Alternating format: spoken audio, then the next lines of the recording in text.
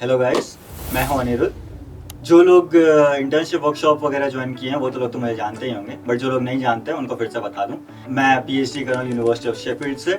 Internship करी है Max Planck Institute of Evolutionary Biology which is in Germany. और बाकी नाइजर से मैंने ग्रेजुएशन वगैरह करी है। तो आज मैं आपसे डिस्कस करूँगा best strategy to get internships abroad, जो कि मैंने एक्चुअली खुद यूज़ करी थी जब मैं जर्मनी गया था, जब मैंने मैक्स प्लैंक में अप्लाई किया था। और बाकी 2-3 जगह जो मैंने और अप्लाई किया था, एम्स वगैरह में भी काम किया था, यही same cheese. With in India, outside of India, सब जगह काम करी है। सबसे इम्पोर्टेंट चीज़ जो कि तुम्हें इवन अप्लाई करने से पहले जाननी है, तुम्हें खुद का लेवल पता होना चाहिए। अब खुद के लेवल से एज इन तुम्हारा नहीं, तुम्हारे कॉलेज का लेवल पता होना चाहिए तुम्हें।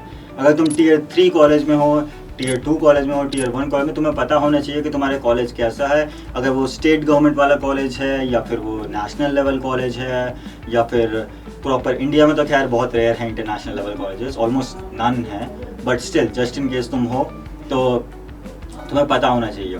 मैं क्यों इम्पोर्टेंस कह रहा हूँ इसकी, क्योंकि हर चीज़ स्टेप वाइज होती है। तुम्हें पता चलना चाहिए कि भाई तुम्हारा लेवल कौन सा है, ताकि तुम उससे एक स्टेप ऊपर जाओ। अगर तुम लेट्स से तुम स्टेट लेवल कॉलेज में हो, या फिर इवन वर्स, अगर तुम स्टेट लेवल में नहीं, अगर तुम एकदम उससे भी नीचे वाले उसमें हो कि तुम्हारा लोकल कॉलेज है, तो ऑब्वियसली अगर तुम डायरेक्ट बाहर तुम मैक्स प्लैंक में अप्लाई करोगे, तुम यूके, अब यूएस, जर्मनी कहीं भी अप्लाई करोगे, वो लोग तुम्हें नहीं कंसिडर करेंगे। ये फैक्ट है। रैंडम अननोन कॉलेज से आ रखा है, वी डोंट नो हिम, तो कोई पॉइंट नहीं है इस चीज़ में अप्लाई करने का। इसलिए तुम्हें स्टेप वाइज ट्रांजिशन करना होगा, एक के ऊपर एक के ऊपर एक। तो फॉर एग्जांपल, अगर तुम स्टेट लेवल कॉलेज में हो और तुम्हारे पास लेट्स से 2 या 3 साल हैं अभी, तो मतलब तुम्हारे पास 2 या 3 पीरियड हैं जिस पे तुम इंटर्नशिप कर सकते हो। समर वेकेशंस में, विंटर वेकेशंस में तुम्हारे पास टाइम है। तो मैं सबसे बढ़िया ये चीज़ सजेस्ट करता हूँ तुम्हें कि तुम स्टेप वाइज जाओ। फॉर एग्जाम्पल, अगर तुम स्टेट लेवल कॉलेज में हो तो तुम उससे ऊपर जाके अभी नेशनल लेवल में अप्लाई करो।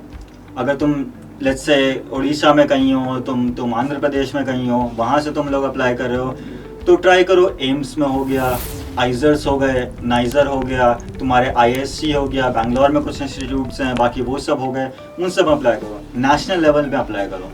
इससे क्या होगा, एक बार तुमने वहाँ से इंटर्नशिप कर ली और तुम्हारे पास तुम्हारे सीवी में उस इंस्टीट्यूट का नाम आ गया, तो तुम बाहर अप्लाई कर सकते हो।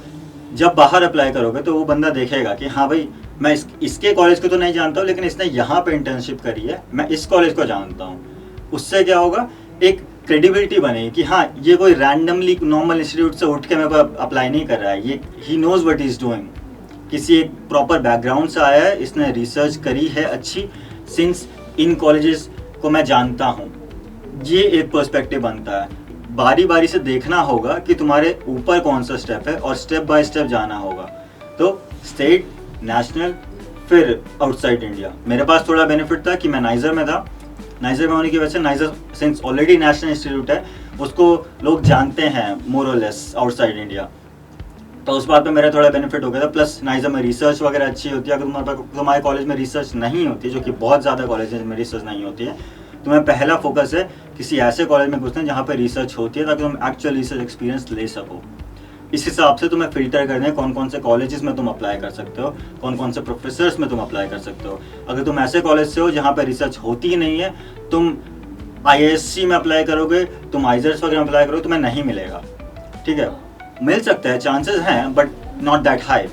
तो इसकी वजह से तुम्हें पहले क्या करो, अगर तुम ऐसे कॉलेज में हो जहाँ पे रिसर्च होती नहीं है, कोई स्टेट गवर्नमेंट कॉलेज देखो या फिर स्टेट कॉलेज देखो जहाँ पे रिसर्च होती है, कितने भी बेयर लेवल की होगी, तुम जाके तुम्हें एक हैंड्स ऑन एक्सपीरियंस मिलेगा रिसर्च का, तुम एक प्रोजेक्ट में हाथ बटाओगे, उसका बहुत फ़ायदा होगा कि उससे नेशनल लेवल कॉलेजेस तुम्हें देखेंगे, वहाँ के प्रोफेसर देखेंगे कि हाँ भाई, इसने एक्चुअल में रिसर्च कुछ करी है, so we can take him. और फिर उसके बाद तुम नेशनल लेवल में कर दो, तो उसके बाद तुम बाहर अप्लाई कर सकते हो। तो स्टेप बाय स्टेप ये चीज़ हमेशा ध्यान में रखना। फिर अब अगला, तुमने कॉलेज वगैरह चूज़ कर दिया, तुम्हें मन है कि तुम इस जगह में जाओगे, तुम इस कॉलेज में अप्लाई करोगे, पर अब क्या, कैसे? उसके लिए सबसे अच्छा है, सबसे आसान तरीका, बट थोड़ा लेबर इंटेंसिव, वो है कोल्ड ईमेलिंग। क्योंकि जो काफ़ी कॉलेजेस का क्या होता है, काफ़ी कॉलेजेस अपने इंटर्नशिप प्रोग्राम्स वगैरह चलाते हैं, बहुत अच्छी डील है, बहुत जो लोग अप्लाई कर सकते हैं बिल्कुल करें। उसमें दिक्कत ये होती है, उनकी रिक्वायरमेंट्स थोड़ी ज़्यादा हाई रहती है, स्पेशली फॉर एवरेज स्टूडेंट्स। वो कहते हैं कि हाँ, हमें CGPA चाहिए 8.5, हमें चाहिए CGPA 9। अगर तुम्हारी वो उतनी CGPA है तो अप्लाई करो, लेकिन बहुत लोग की नहीं होते, लेकिन उनको रिसर्च में इंटरेस्ट होता है, तो वो लोग क्या करें फिर उसके बाद, वो तो फंस गए। इसके लिए क्या है, कोल्ड ईमेलिंग काम आता है, क्योंकि कोल्ड ईमेलिंग में तुम सीधा प्रोफेसर को बोलते हो कि यार आई am interested in this and this field, I like what you work on, और मैंने तुम्हारी रिसर्च वगैरह पढ़ी है कि हाँ तुम इस चीज़ों में काम करते हो, मैंने इस चीज़ों के बारे में पढ़ा है, मुझे काफ़ी इंटरेस्ट है आपके फील्ड में, मुझे और जानना है, मुझे आपके पास रिसर्च करनी है, मुझे आपके पास इंटर्नशिप करनी है, क्या आप फ्री हैं क्या आपकी लैब में स्पेस है 2 महीने के लिए फॉर द समर या फिर फॉर द विंटर, इतने पीरियड के लिए। अपने समर वेकेशन के हिसाब से वो कर देना, हर साल तो घर जाते ही हो, एक बार नहीं जाओगे क्या ही फर्क पड़ जाएगा।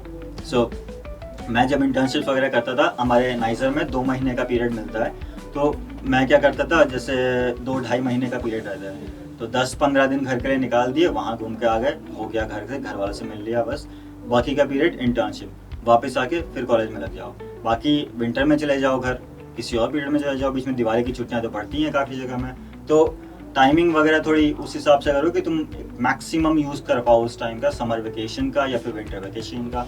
विंटर वेकेशन में काफ़ी लोग रीडिंग प्रोजेक्ट्स वगैरह करते हैं, छोटे मोटे प्रोजेक्ट्स करते हैं, या फिर कंप्यूटर वाले प्रोजेक्ट करते हैं, बायोइन्फॉर्मेटिक्स हो गया, तुम्हारे कंप्यूटर साइंसेस वाले हो गए, मैथमेटिशियंस काफ़ी कंप्यूटर में काम करते हैं, वो सब वाले हो गए जो कि रिमोटली हो सके, उन सब चीज़ों में बहुत वो रहता है। कोल्ड ईमेलिंग में तुम्हें क्या करना है, तुम्हें सबसे पहले करना है, प्रोफेसर वगैरह तुमने ढूंढा, उसको मेल करोगे, मेल में क्या लिखोगे कि hello doctor so and so, मैंने आपकी रिसर्च वगैरह पढ़ी, मैंने आपके पेपर पढ़ा, पेपर वगैरह स्पेसिफाई कर सकते हो कि हाँ ये पेपर पढ़े हैं मैंने आपको, उसको भी लगेगा कि हाँ इस बंदे ने एक्चुअली कुछ पढ़ा है, ऐसी ब्लफ नहीं मार रहा है। उसके बाद तुम आगे जाओगे कि हाँ, और तुम्हें वो पेपर्स एक्चुअली पढ़ने हैं, एकदम ब्लफ नहीं मारना है तुम्हें। एटलीस्ट अगर तुम्हें समझ में ना आए पेपर, तो तुम एब्स्ट्रैक्ट वगैरह पढ़ो, एक जनरल आइडिया बनाओ कि वो काम क्या करता है बंदा, और अभी क्या काम करता है। ऐसे नहीं तुम 10 साल पुरानी रिसर्च उठा रहे हो, उसके बाद कह रहे हो कि यार तुमने इस चीज़ में काम किया था, मुझे इसमें काम करना है, वो सीधा रिजल्ट करेगा कि भाई मैं तो अब करता ही नहीं उस चीज़ में काम। तो तुम्हें देखना है कि अभी वो बंदा किस चीज़ में काम कर रहा है। लैब वेबसाइट में जाओ,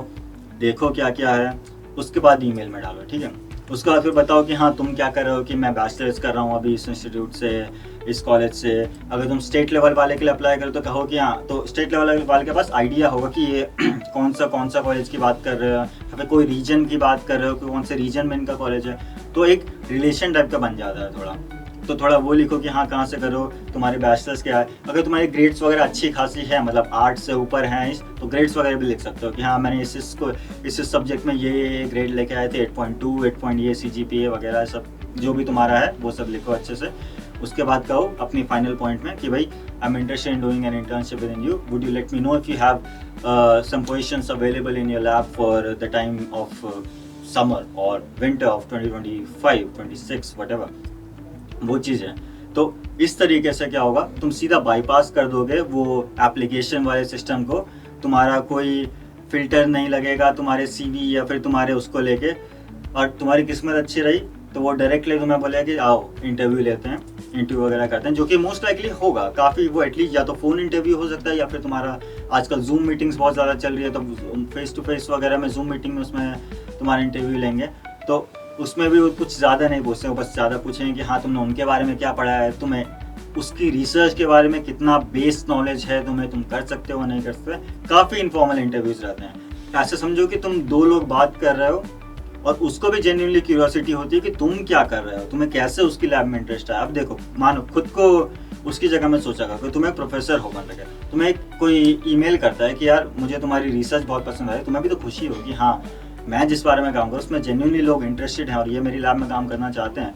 तो उस तरीके से सोचो कि हाँ वो भी रहते हैं कि हाँ मुझे कोई बात करने के लिए मिल रहा है, प्रॉपर अच्छे से इंटरेक्शन होता है। तुम जितने फ्री रहोगे ना उतने ज़्यादा चांसेस तुम्हारे इंटर्नशिप मिलने। अगर तुम स्टेट वगैरह में हो तो यूजुअली चांसेस हैं कि वो लोग फंड ना करें तुम्हारी ट्रिप को, बट देन अगेन तुम स्टेट में हो, उसका यही तो फ़ायदा है, ज़्यादा खर्चा वगैरह होता है नहीं, तो तुम वो सब निकाल सकते हो।